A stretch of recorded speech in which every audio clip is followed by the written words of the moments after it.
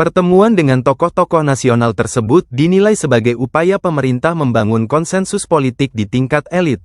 Selain itu, langkah ini juga bertujuan menunjukkan bahwa kebijakan luar negeri Indonesia tidak diambil secara sepihak, melainkan melalui proses diskusi dan pertimbangan bersama.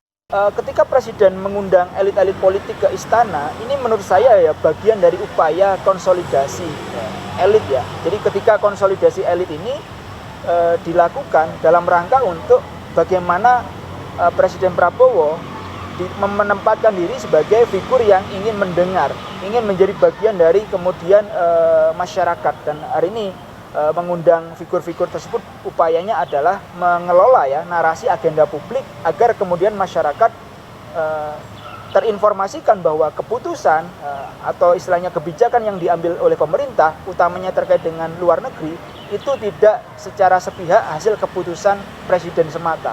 Tapi ini adalah upaya dari keputusan kolektif dari pemerintah, dari Kementerian Luar Negeri, yang kemudian ketika mengundang elit-elit luar, itu harapannya bisa menjadi ya kekuatan tambahan untuk melakukan konsolidasi elit ya di lini elit. Sehingga ketika konsolidasi itu bisa dilakukan, maka bisa mengurangi yang namanya polarisasi atau mengurangi yang namanya perpecahan di level elit. Nah, jadi ketika Presiden mengundang beberapa termasuk mengundang mantan Menteri Luar Negeri dan beberapa pimpinan lembaga negara atau pimpinan negara di masa-masa sebelumnya, ini menunjukkan bahwa Presiden Prabowo ingin bahasa komunikasi politik yang lain adalah mengurangi beban personal politik.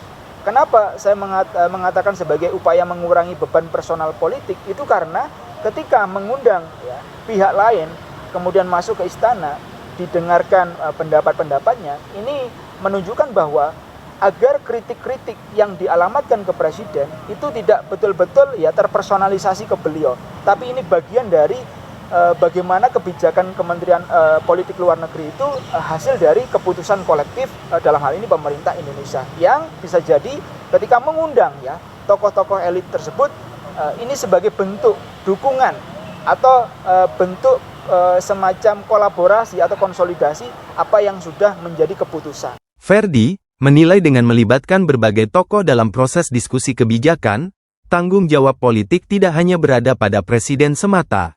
Pemerintah perlu memperkuat manajemen komunikasi publik agar kebijakan luar negeri dapat dipahami masyarakat secara utuh. Hal ini penting untuk mencegah munculnya polarisasi akibat perbedaan persepsi terhadap kebijakan pemerintah. Konsolidasi elit dan pengelolaan narasi publik menjadi langkah penting bagi pemerintah dalam menjaga stabilitas politik, sekaligus memastikan kebijakan luar negeri tetap konsisten dengan prinsip perdamaian. Dari Universitas Brawijaya, tim melaporkan untuk UB TV.